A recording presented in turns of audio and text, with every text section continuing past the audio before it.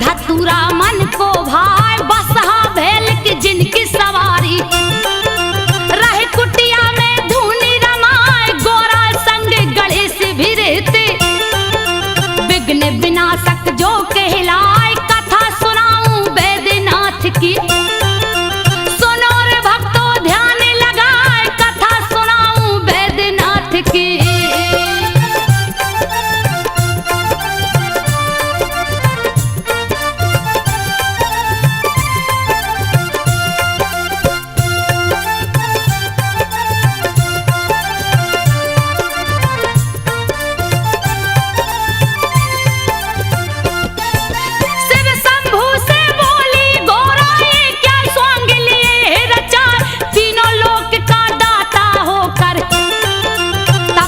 कालिया भेष बनाए सुन के उल्हना तब गोरा की सोने का महल दिया बनवाए गृह प्रवेश करने को शिव जी विश्वेश्वर को लिया बुलाए रावण जिसका बेटा लगता के कसी जिसकी पत्नी कहाए विश्वेश्वर के संग के कसी स्वर महल में गई समाए पूजा का जब हुआ समापन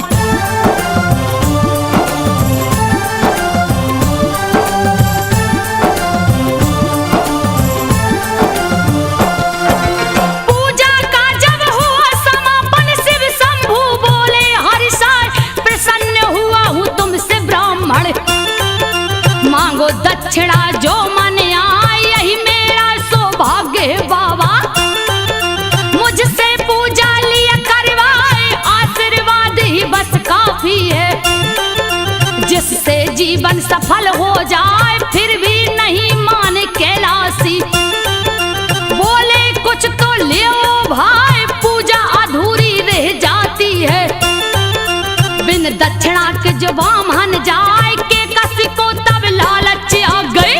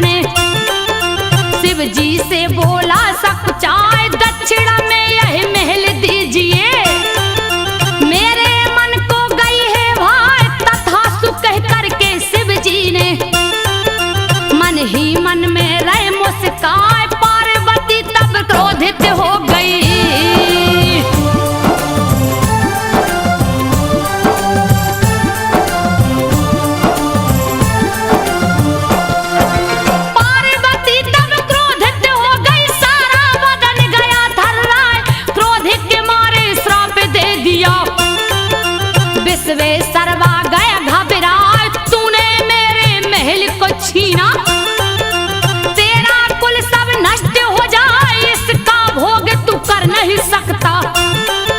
चैन न इसमें लेने पाए के कसी रावण को उकसाई। शिव को लाओ लंका उठाए, पार्वती ने श्राप दिया है। बचने का नहीं दूजा उपाय, जा बेटा कैलाशी को लाओ।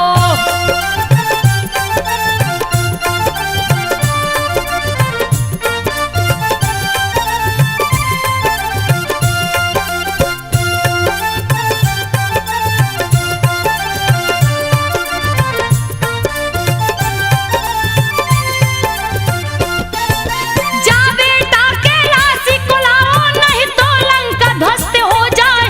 नहीं ऐसा जो करोगे बेटा, कोई भी कुल में बच ना पाए। सच कहती हूँ तुमसे बेटा, के कसी रावण को समझाए। तुमको शिव है बहुत मानते, शिव को दो प्रसन्न कराए। किसी तरह से जाकर लाओ, बैठी हूँ मैं आस लगाए। चूक हो गई मुझसे भारी, तेरे पिता को दी उपसाय। विश्वेश्वरवा के बेटा रावण,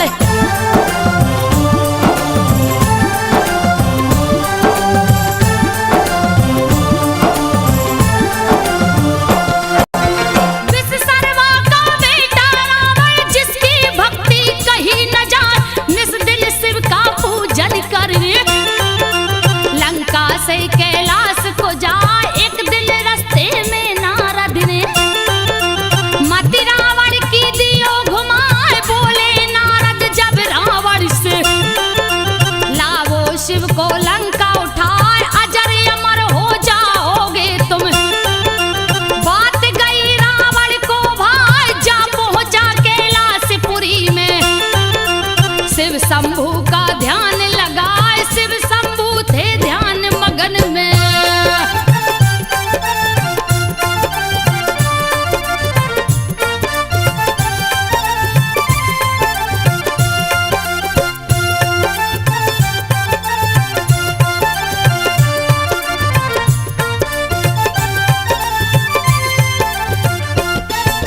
शिव शंभू थे ध्यान मगन में, रावण मन ही मन हर्षाए। ऐसा मौका नहीं मिलेगा, क्यों ना लूं कैलाश उठाए। रखूंगा जाकर लंकापुरी में, फिर शिव जी को दूंगा जगाए। सोच के ऐसा सब रावण ने कैलाश पर्वत लिया उठाए। हिला कैलाश ओ शिव जी डोले, दिया रावण ने हाथ लगाए। ध्यान भंग हुआ शिव शंभू का, तब जंघा से दियो दबाए। दब गया दोनों भुजा रावण का।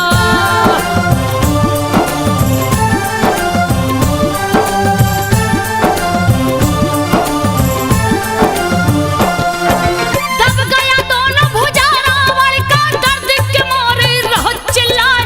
वहीं पे नारद जी आ पहुंचे, नारायण का ध्यान लगाए। क्रोध में आके रावण बोला, नारद कोई खोजो पाए। नारद जी तब हंस कर बोले, शिव जी का लो ध्यान लगाए। शिव के कोप से शिव ही बचाए। दूजा नहीं है कोई उपाय, कैसे करूं मैं पूजा शिव का। दोनों हाथ फंसा मेरे हाय, पूजा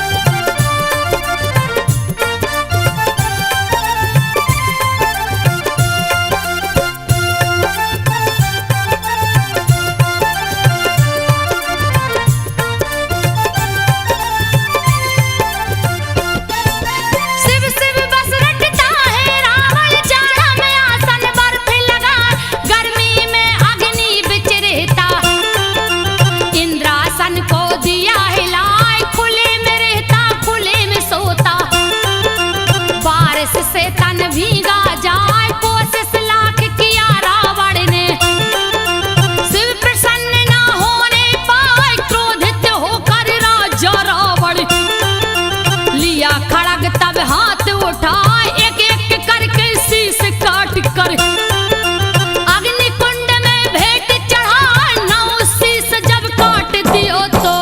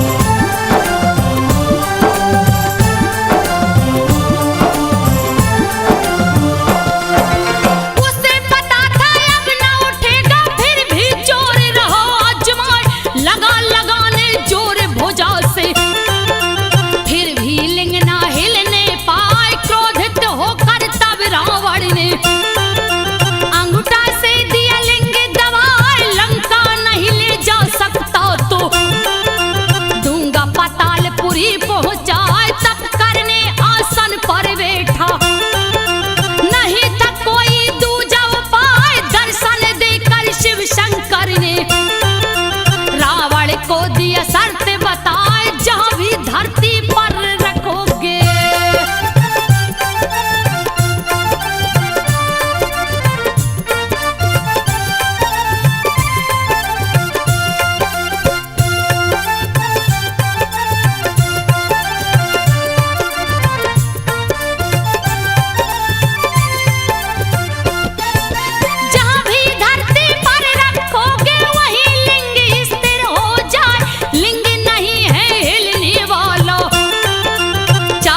जितना जोर लगा लौट जाओ अब लंका रावण।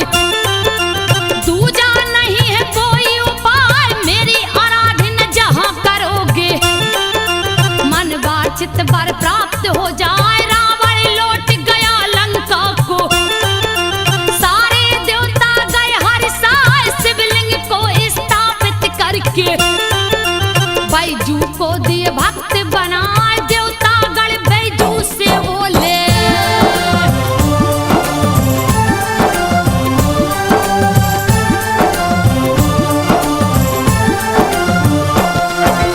देवता गण बैजू से बोले, जो गंगा जल शिव को चढ़ाए अन्य धन सब दुगना हो जावे।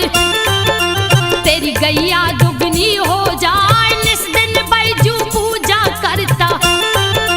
शिव शंभू का ध्यान लगाए, एक दिन बिन पूजा किए ही बैठ गया भोजन पर आए। ध्यान पड़ी जब शिव शंभू की, दौड़ा दौड़ा बैजू जाए। जैसे ही पूजा पर बैठा है शिव शंभू बोले हर्षाए, हुआ प्रसन्न मैं तुमसे बैजू।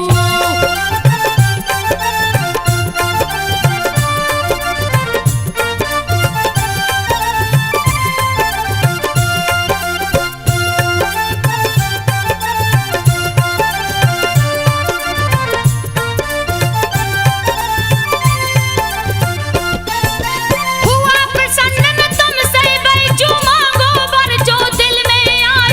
ऐसा वर दो मुझको बाबा, मेरा नाम अमर हो जाए। यो मत शिव जी बोले हैं। बैजू मन ही मन मुस्काए, पहले बैजू नाम तुम्हारा, पीछे नाम मेरा जुड़ जाए। युग युग तक यह पावन धरती बैजनाथ का धाम कहा है। होनी तो होकर रहती है, लेख कर्म का मेट न पाए। राज छिपा एक और है इसमें,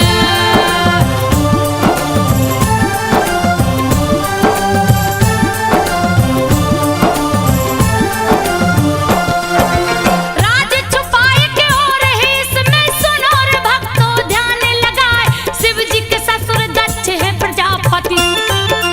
यज्ञ दिया है शुरू करवाए, नर किन्नर गंधर्व देवता सबको न्योता दिया पठाए। नहीं निमंत्रण शिव को भेजा, ए अपमान सहा नहीं जाए। शिव शंभू से सती ने बोला, चलिए यज्ञ को देखा जाए। बिना निमंत्रण में नहीं जाऊं। शिव शंभू बोले समझाए, मगर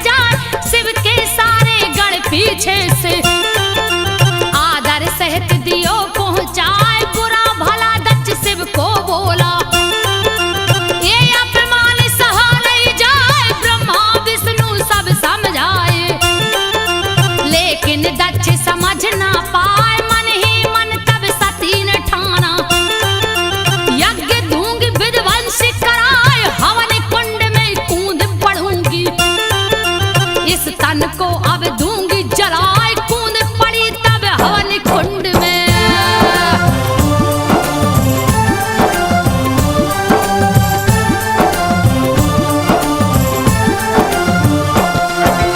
कूद पड़ी जब हवन कुंड में, अग्नि डर से भागी जाए, योगाग्नि को प्रकट किया तब सती ने तन को दिया जलाए, मची तबाही यज्ञशाला में।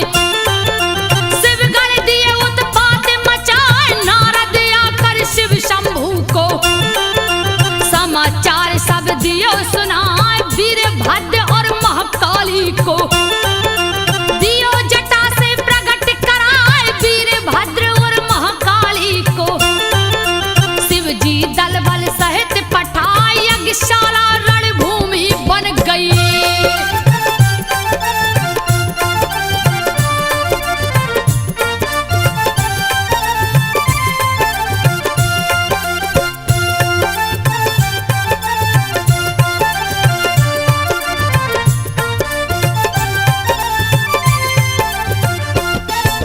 यज्ञशाला रणभूमि बन गई, जिसकी वर्णन कही न जाए, काले लगा प्रत्यक्ष नाचने, दक्ष की सेना भागे पराए, शिव के गढ़ सब क्रोधित हो गए, यज्ञ का दिए नाम मिटाए, माया में बसीभूत शिव ने सत्य के शव को लिया उठाए, मोह भंग होके से शिव का देवता सभी समझ ना पाए, विष्णु ने तब चक्र सुदर्शन सत्य के शव पर दिया चलाए, विष्णु ने तब चक्र सुदर्शन।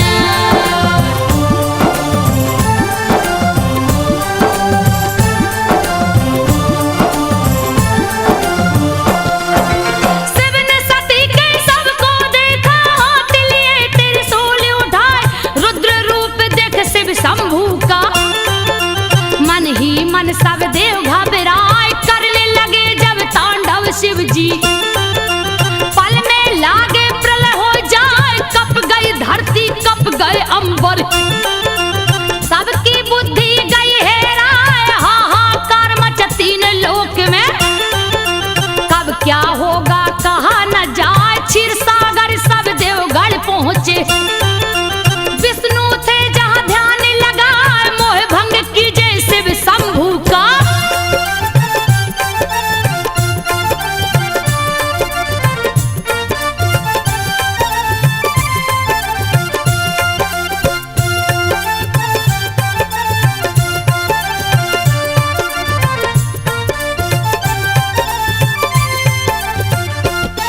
तो मोह भंग कीजे शिव शंभू का, तीजा नेत्र कहीं खुल जाए, जल जाएगा धरती अंबर, जल्दी कीजिए कोई उपाय, बादल गरजे बिजली चमके, हवा बहन लगे साए साए, आंधी तूफान ओला वृष्टि से सृष्टि कहिए ढक ना जाए, सुन के चक्र सुदर्शन धारी, देखा शिव को ध्यान लगाए, गगन में देखा शिव शंभू को, विचरत सती के सबे उठाए, गगन में देखा शिव शंभू को।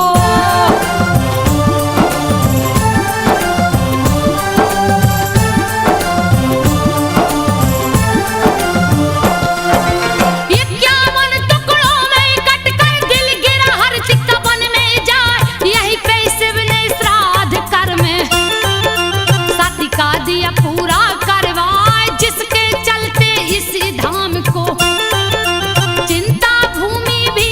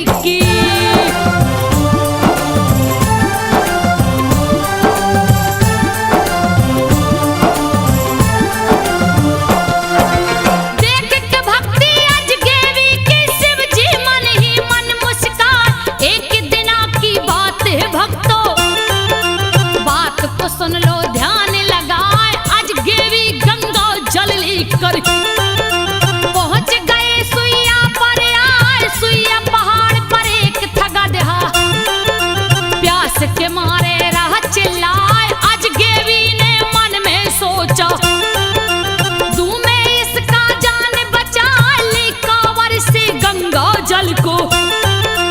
उसके मुंह से दिया लगाए, भक्तों से अपनी लेत परीक्षा।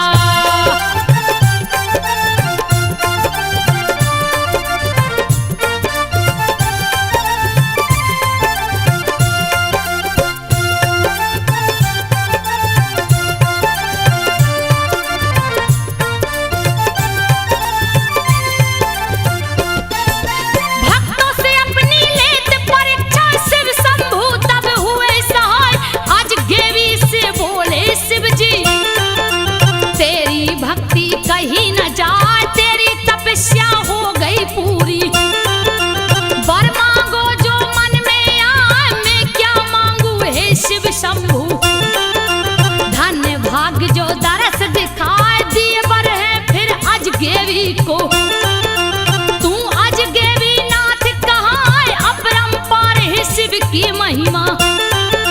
सुनो रे भक्तों ध्यान लगाए, अपरंपार है शिव की महिमा।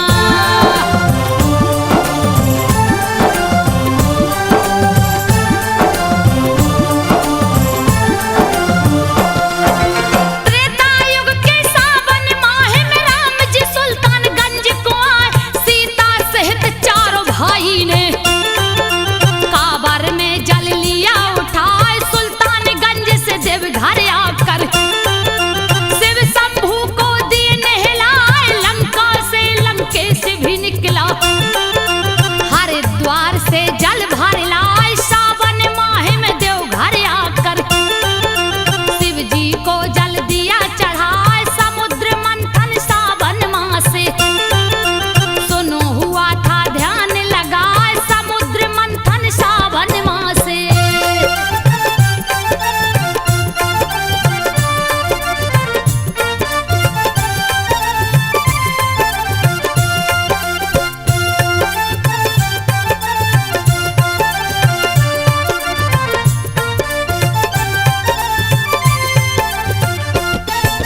चौदह रत्न निकल कर आया, जिसमें 13 गया बता। 14 में मैं विष निकला था, जिसे देख सब गए थर्राए। तब शिव जी ने विष को उठाकर अपने मुंह से लिया लगाए। सावन में विष पान किए शिव, जिसकी गर्मी सही न जाए, उनकी गर्मी शांत करन को। सावन में जल सभी चढ़ाए, शुरू हुई कांवर की परंपरा। जिसको सारा जग अपना, जो भी चढ़ाता जल है शिव को।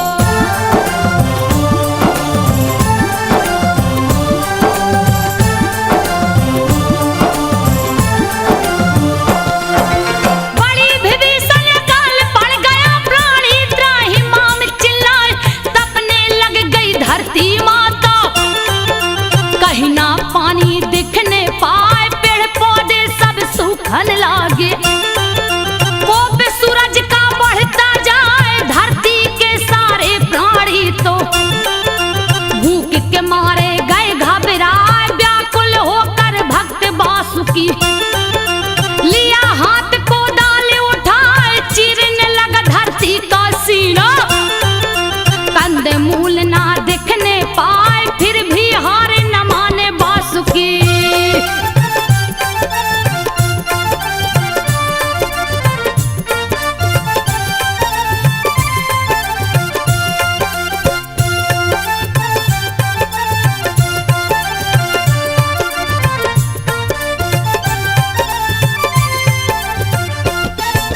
फिर भी हार न माने वासुकी, धरती का सीना चिरता जाए। खून से लटपट हुआ कुदाली, शिवलिंग से गए हैं टकरा। एक टकरा निहार वासुकी, खून को देख गया घबरा। चूक हुआ मुझसे ये कैसा, मन ही मन वह रहा डरा। लगता है कोई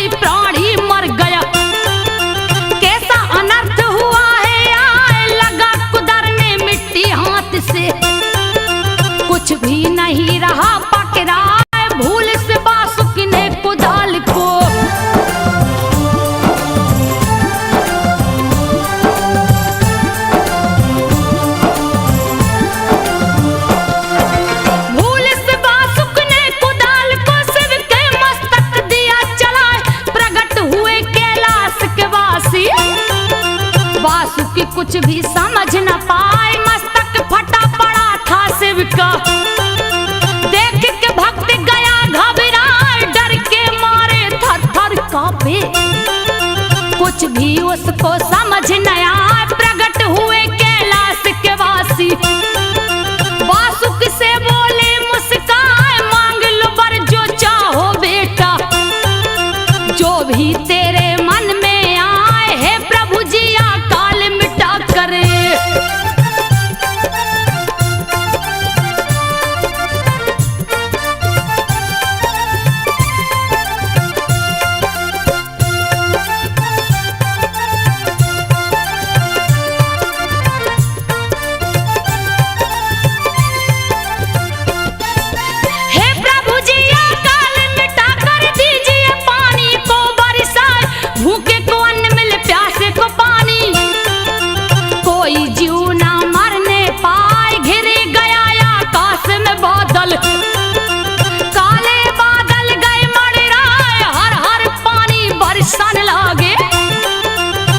जंतु सब गए हर साय, शिव शंभु वासुकी से बोले, यहाँ 2 मंदिर मुख्य बनाए, नित प्रति मेरी पूजा करना।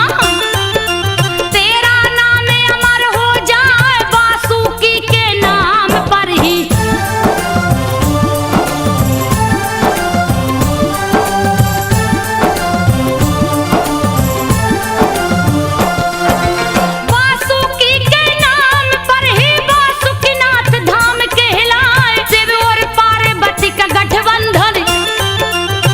शिवरात्रि को हो जाए, शस्त्रों की पूजा भी इस दिन ही करते हैं सब पंडाया।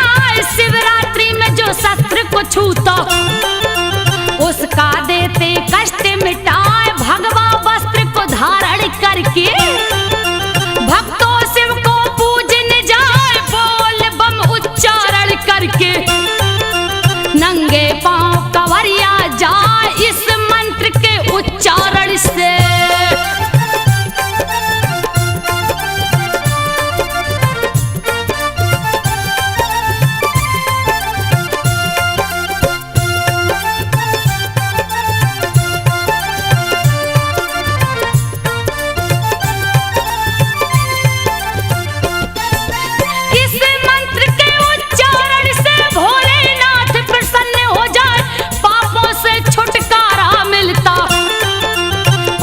भी शिव धाम को जाए, जो भी ज्योतिर्लिंग को छूता, देते उसकी बिगड़ी बनाए। पुत्रहीन को लड़का होता, निर्धन भी धनवान हो जाए, रोगी प्राणी स्वस्थ हो जाता। देते शिव जी रोग मिटाए, धन हो जाता है वह प्राणी। जो भी कांवर शिव को चढ़ाए, अश्वमेघ यज्ञ का पुण्य होता।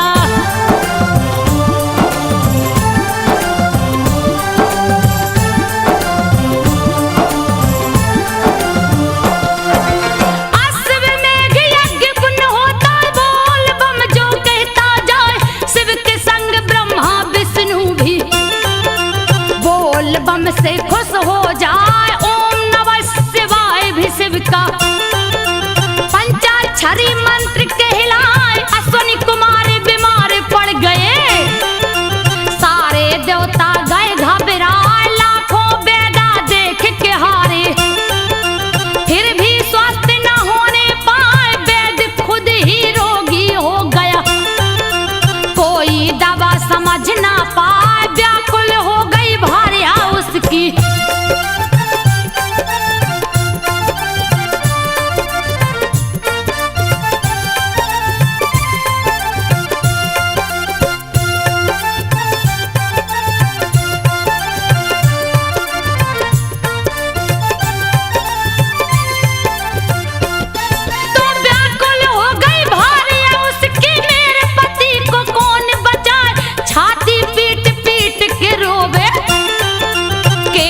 धुन के रही चिल्लाए। जा पहुंची बैद्यनाथ धाम को, शिव जी आसन जहां लगाए। सर को झुका के शिव से बोली, लीजिए पति की जान बचा। थक हार गई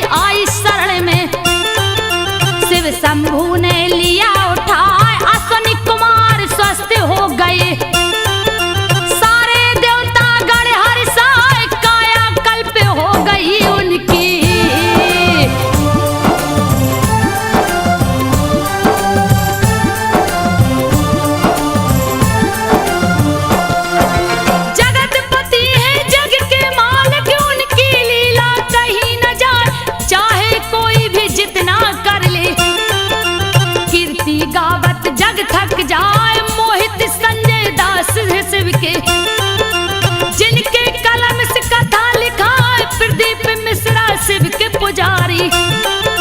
शिव को अपने दिल में बसाए दिलीप सिन्हा भक्त भोला के। कावर ले दो घर को जाए संजू बघेल जगावेगा था।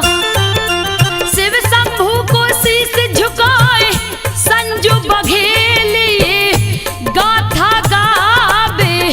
शिव शंभू को शीश झुकाए।